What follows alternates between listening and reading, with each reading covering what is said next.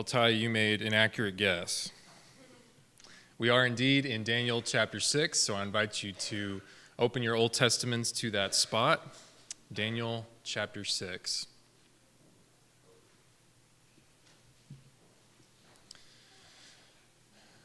For some of us, the greatest tests that we face in our lives might come at the beginning of our lives, like it seemed to happen for Daniel's friends, Shadrach, Meshach, and Abednego back there in chapter 3.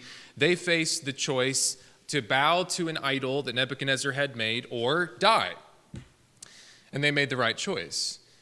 But for others of us and others in biblical history, sometimes the greatest test that we face in our lives might come at the end, as it seemed to happen for Daniel in chapter 6. When we pick up his story, he is a very, very old man. And so even though he seemed to somehow escape the chapter 3 situation, he is now faced with a choice to either pray to a man, to the king that he serves, or die, as he is an 80-something-year-old man, probably. You know, you and I just never know when our faithfulness to God is going to be tested or not. But we do know that we are living in a culture that, even though it preaches tolerance for all religions, freedom of speech, freedom of religion, that's the America that's in our founding documents and that people pay lip service to. We do know that in our culture, everybody is becoming in the world increasingly intolerant, especially of the Bible and biblical teachings and Christians who follow Jesus Christ. And we also know that regardless of whatever culture we are living in, whether it's America or somewhere else, all who desire to live a godly life in Christ Jesus will be persecuted. And that's scripture. That's 2 Timothy 3:12. And so in Daniel's time, living in Persia, he believed that his God was worthy of absolute, complete trust, and that outweighed the horrors of being thrown into a pit of apex predators, as he ends up having to undergo here.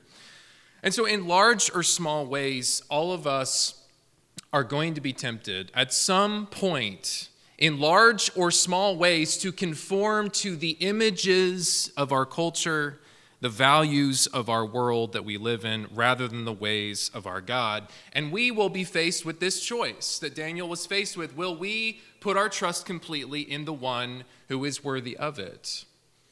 So let's go to Daniel 6, and let's start reading this text together, verses 1 through 9. It pleased Darius to set over the kingdom 120 satraps to be throughout the whole kingdom, and over them 3 high officials, of whom Daniel was one, to whom these satraps should give account, so that the king might suffer no loss. Then this Daniel became distinguished above all the other high officials and satraps because an excellent spirit was in him. And the king planned to set him over the whole kingdom. Then the high officials and the satraps sought to find a ground for complaint against Daniel with regard to the kingdom. But they could find no ground for complaint or any fault, because he was faithful, and no error or fault was found in him. Then these men said, "We shall not find any ground for complaint against this Daniel unless we find it in connection with the law of his God." Then these high officials and satraps came by agreement to the king and said to him, "O King Darius, live forever. All the high officials of the kingdom, the prefects and the satraps, the counselors and the governors are agreed that the king should establish an ordinance and enforce an injunction that whoever makes petition to any god or man for 30 days except to you, O king, shall be cast into the den of lions. Now, O king, establish the injunction and sign the document so that it cannot be changed, according to the law of the Medes and the Persians, which cannot be revoked." Therefore, King Darius signed the document and the injunction. So we're now shifting gears in Daniel's life. For most of his days, he has been in exile living in Babylon under the rule of Nebuchadnezzar and the kings of Babylon that came after him. And now the empire has gone down the drain. A new empire has arisen, just as Nebuchadnezzar's own dream foretold that there's the head of gold in this statue of the different nations, but there are other metals, there are other nations that come after that head. And so now we're on the next set of body parts of that statue. We're in the Persian time period.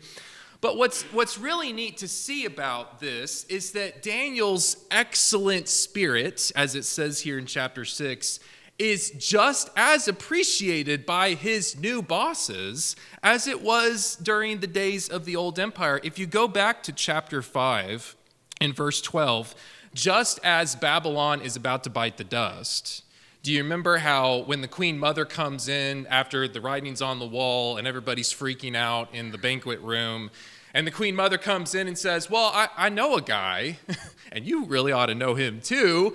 In chapter 5, verse 12, the same phrase is used here: in excellent spirit, knowledge and understanding to interpret, explain riddles, solve problems were found in this Daniel. And so everybody understands this about him.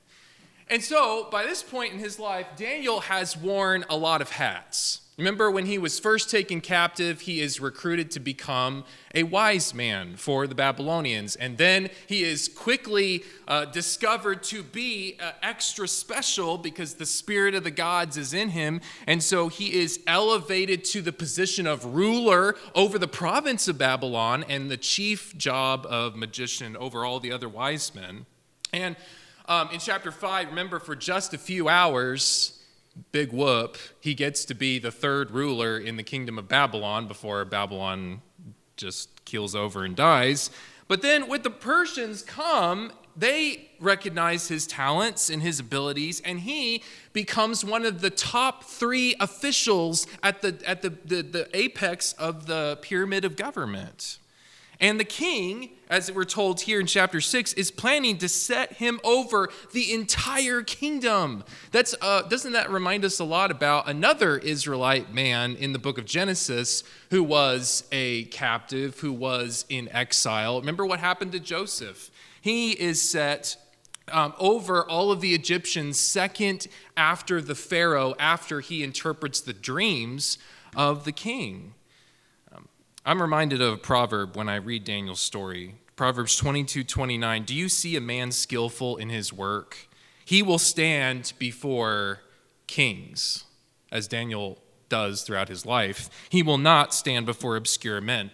Obviously, all of our skills, all of our opportunities to show our whatever skills that we have, all of those things have been given, have been handed over to us by God. They're not things that we just create for ourselves.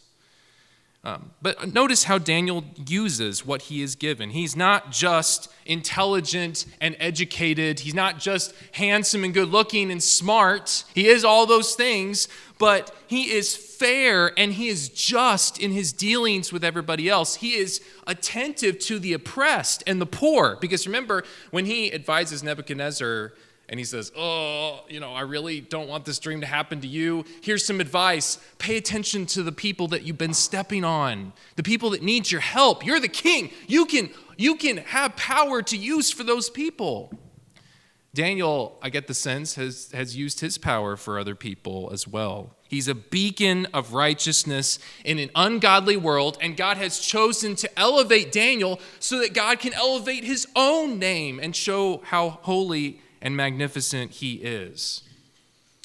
So that's Daniel's position as chapter 6 opens up. But Daniel very quickly runs into some roadblocks in the form of jealous officials. So I want you to notice that Darius is not the only person who is making plans about Daniel. If Daniel is not going to be an official who takes bribes like so many officials do and have done for thousands of years, if he's not going to play ball with the rest of the team, then he's got to go, especially if he's a Jew, especially if he's one of those nasty exiles who thinks he's so much better than everybody else.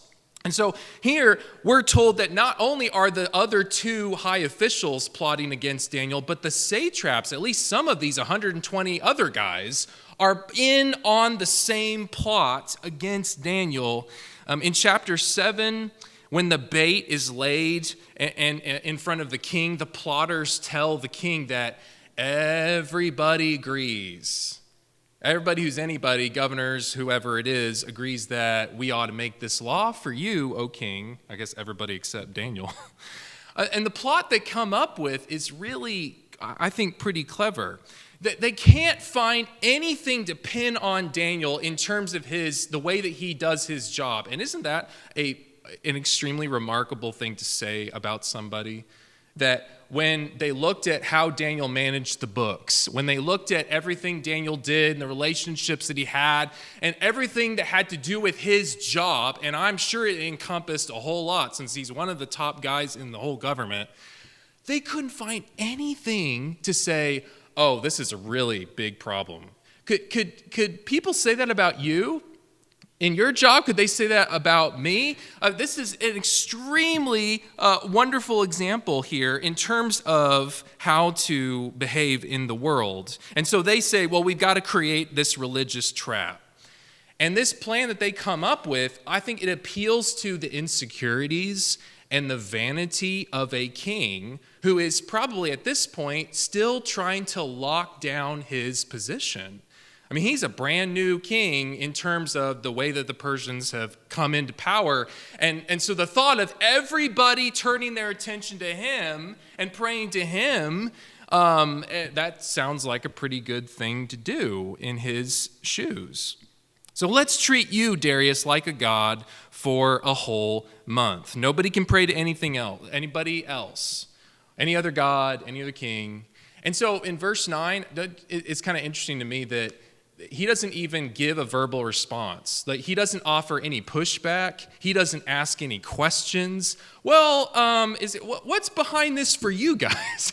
He might have probed this just a little bit more than he did. But in verse 9, without seemingly saying anything, he takes his pen and he adds his signature, and that is done. Doesn't this remind us of Psalm 2? Why do the nations rage and the peoples plot in vain? The kings of the earth set themselves, and the rulers take counsel together against the Lord and against his anointed, saying, let us burst their bonds apart. Let us cast away their cords from us. But what's God's response in that psalm? He who sits in heaven laughs. The Lord holds them in derision because they had the audacity to think that they can actually stand in his way. He is the King of Kings, and he's going to show that now another time in the book of Daniel, and he's going to judge these enemies who plot together against his appointed man. Well, let's pick up the text here in verse 10 and see what happens. When Daniel knew that the document had been signed, he went to his house, where he had windows in his upper chamber open toward Jerusalem. He got down on his knees 3 times a day and prayed and gave thanks before his God as he had done previously. Then these men came by agreement and found Daniel making petition and plea before his God. Then they came and said before the king concerning the injunction, O king, did you not sign an injunction that anyone who makes petition to any god or man within 30 days, except to you, O king, shall be cast into the den of lions? The king answered and said, yep, thing stands fast, according to the law of the Medes and Persians, which cannot be revoked. Then they answered and said before the king, Daniel, who is one of the exiles from Judah, pays no attention to you, O king, or the injunction you have signed, but makes his petition 3 times a day. When he heard these words, was much distressed and set his mind to deliver Daniel. And he labored till the sun went down to rescue him. Then these men came by agreement to the king and said to the king, "Know, O king, that it is a law of the Medes and Persians that no injunction or ordinance that the king establishes can be changed." Then the king commanded, and Daniel was brought and cast into the den of lions. The king declared to Daniel, "May your God, whom you serve continually, deliver you." And a stone was brought and laid on the mouth of the den. And the king sealed it with his own signet and with the signet of his lords, that nothing might be changed concerning Daniel. Then the king went to his palace and spent the night fasting. No diversions were brought to him, and sleep fled from him. Things take a turn for the worse, as tends to happen in this book concerning the people of God. But as we know from reading the text, deliverance is around the corner. But for Daniel, he doesn't know that. But what he does do is he maintains his expressions of faith that he has made a habit of doing, even though he knows that this very well might be the end of his life. He knows the law, he knows the consequences of breaking it, but he goes home and he does what he has always done before. Notice what he does. Long before Muslims started praying toward the city of Mecca, the Jewish people, especially after they were scattered from their homelands, had prayed toward the city of Jerusalem. I was on a plane going to Israel one time in 2019, and I would notice Orthodox Jews getting up in their seats and putting on their prayer garb and praying toward Jerusalem, toward the front of the plane. So Jews do this to this day, and Daniel does this in ancient days. Even though the temple and Jerusalem itself was just about totally destroyed at this particular stage of history, there's not much of Jerusalem left. The beautiful edifice that he created for the glory of God, that's gone. But he still prays toward his homeland with windows open because he wants to fulfill 1 Kings 8. Do you remember when Solomon built the temple and he dedicates the temple and he prays to God? Do you remember what he says in 1 Kings 8? "Listen to the plea of your people Israel when they pray toward this place, and when you hear in heaven, forgive." And so we're given a glimpse into Daniel and how faithful he is to God and what his habits look like in his faithfulness. Did you notice how many times a day he prays? We're given the frequency of his prayer life, and I don't think this is just talking about breakfast, lunch, and dinner. I mean, he prays 3 times with special emphasis on the thanksgiving and the pleas and the petitions that he wants to direct to God outside of his thankfulness for his meals. Do we do that? We're also told about his posture. Keep in mind, this man is most likely in his 80s, and yet how is he praying? He's getting down on his knees. I don't imagine for an extremely old man that is something that is comfortable for him to do, but he does it anyway. And by the way, Daniel's only one of 3 characters in the Old Testament that actually took a posture in prayer like this. Solomon and Ezra are the only other 2 that we have a record of doing that. And then in the content of his prayer, in verse 10, now verse 10 mentions thanksgiving, and then the next verse after that mentions the pleas and the petitions. I just think it's so interesting, though, that Daniel, by this time in his life, even though he's been in exile for the vast majority of his life, and as far as I know, he is never going to have the chance to get back home, he's not a bitter old man. He's still thankful. He's a thankful servant, despite his continued time in now Persia. I get the sense from talking to older Christians in all different kinds of places and settings and situations that as life goes on, as you see more and more things that disappoint you, you go through more and more experiences that are hard, time under the sun just gets harder as you get into your 70s and your 80s. It becomes harder and harder to become thankful. And so it is such a wonderful example that Daniel stands as a beacon to us about what old age can be like if we're doing it in the eyes of God in the way that we should. He is thankful, and he is focusing more on God than he is on himself. I have to ask myself, I think you have to ask yourself when we come to a passage like this, do we have these kinds of habits built into our daily lives so that in times of difficulty, we already know what we're going to do, because in times of ease, we have already developed or allowed God to develop our characters in the way that they should be.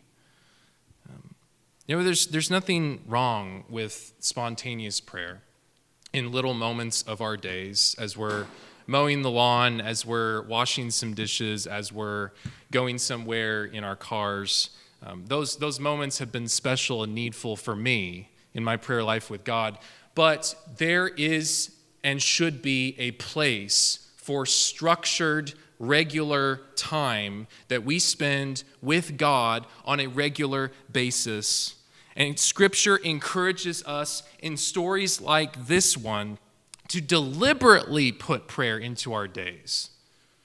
Not to just let it be this thing that we happen upon once in a while when it's convenient for us. And this is convicting for me because I am not always as diligent about this as I should be. Far too easily, I allow the busyness of my day to consume my mental time, and I don't give that thought to God.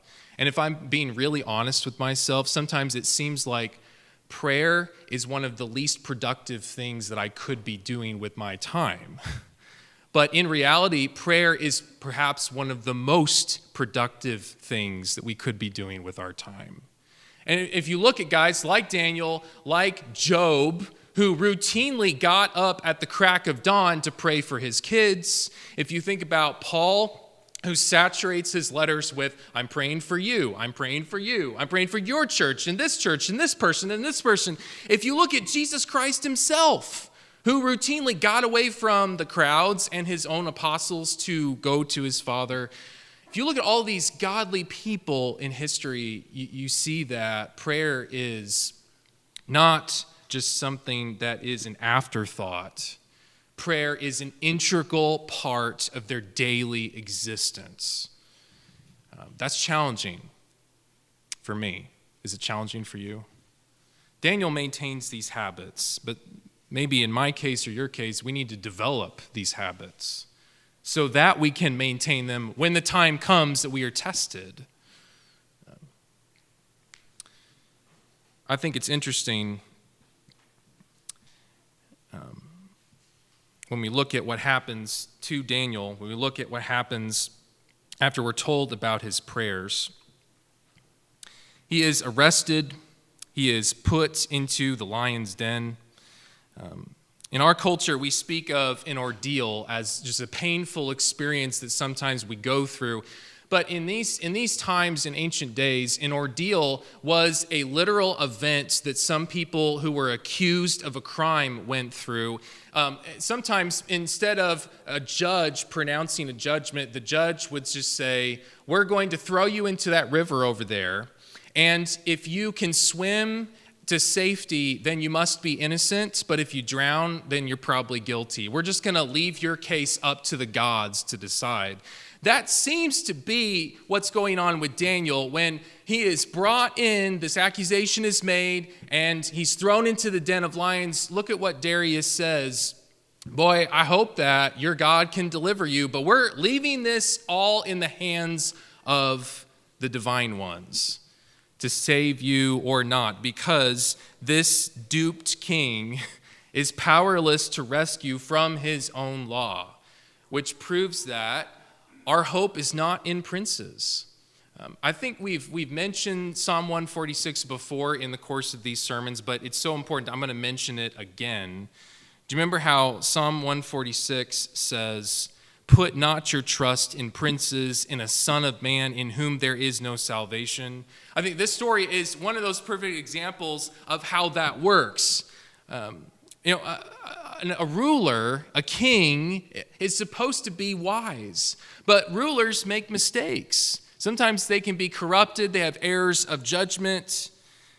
And even if they want to do the right thing, in some cases, like Darius tries to do after he recognizes that the wool's been pulled over his own eyes, he's got his hands tied behind his back. I don't entirely understand why the laws of the Medes and the Persians can't be retracted, but for whatever reason, that was really big in their culture.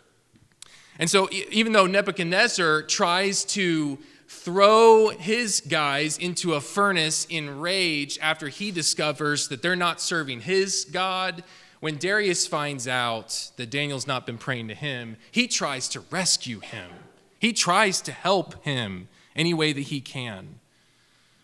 But by the time the day's over, he has no solutions, and he has to tacitly admit his own weaknesses by telling Daniel that he hopes that his God's able to do what he himself can't do. So let's look at the deliverance that happens for Daniel. Verse 19, "Then at break of day the king arose and went in haste to the den of lions. As he came near to the den where Daniel was, he cried out in a tone of anguish.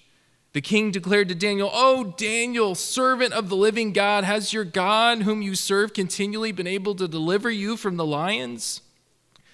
And Daniel said to the king, 'O king, live forever.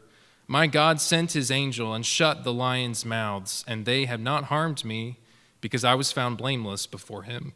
And also before you, O king, I've done no harm.' Then the king was exceedingly glad and commanded that Daniel be taken up out of the den. So Daniel was taken up out of the den, and no kind of harm was found on him, because he had trusted in his God. And the king commanded, and those men who had maliciously accused Daniel were brought and cast into the den of lions, they, their children, and their wives. And before they reached the bottom of the den, the lions overpowered them and broke all their bones in pieces. And Darius wrote to all the peoples, nations, and languages that dwell in all the earth, 'Peace be multiplied to you. I make a decree that in all my royal dominion people are to tremble and fear before the God of Daniel, for he is the living God, enduring forever. His kingdom shall never be destroyed. His dominion shall be to the end. He delivers and rescues. He works signs and wonders in heaven and on earth. He who has saved Daniel from the power of the lions.' So this Daniel prospered during the reign of Darius and the reign of Cyrus the Persian." Remember back in chapter 5, Belshazzar is weighed in the balances and he is found wanting. And so he dies that very night. Well, but now in this chapter, we've got a man whose name means God is my judge. He is weighed out, and he is found blameless. He is found faithful. And so just as a fourth person shows up inside of the burning furnace to demonstrate, hey, God's rescuing these people, so it is that a second person shows up in the den of lions. The angel comes and saves him from the lions. I think it's interesting that the plotters, the people arrayed against Daniel, wanted to make sure that nothing changes according to what they have set against him. And so nothing changes. Daniel goes in as a man who is praying and worshiping his God. And guess what? He comes out of the den as a man with no harm on him who is worshiping and serving his God. Because he trusted. When we think about the fate of the officials here, I think about another proverb, Proverbs 26:27. Whoever digs a pit will fall into it. And a stone will come back on him who starts it rolling. The people who are plotting actually get thrown into the exact same pit that they prepared for Daniel, except unlike him, they're not coming out of it alive, and their families also suffered for their foolishness.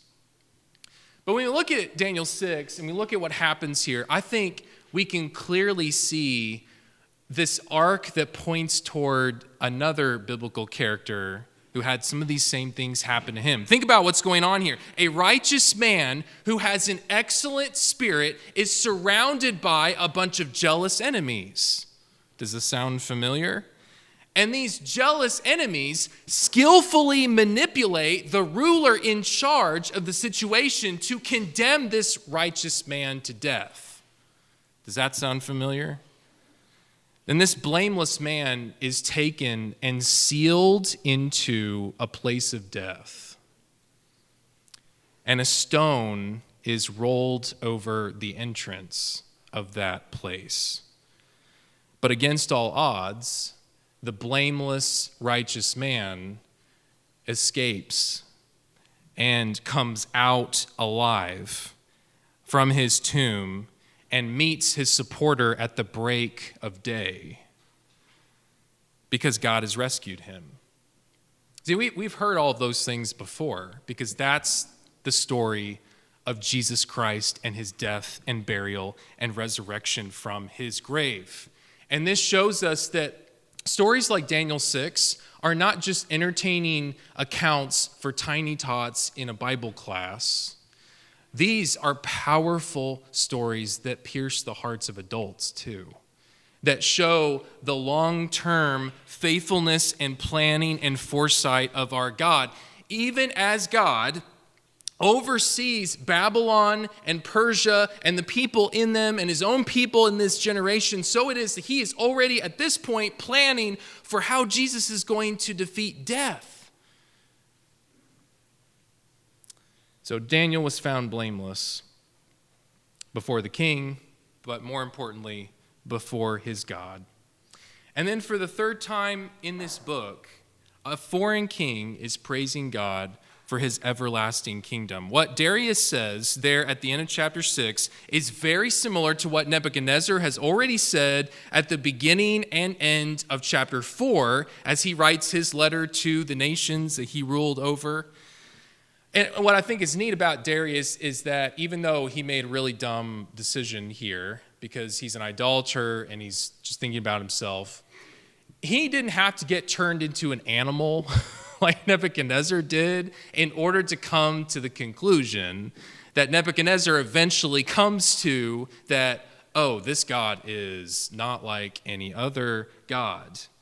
Yet another king finds out that the sins and the weaknesses of the Jewish people, which got them into exile to begin with, that's very different from the God that rules over them.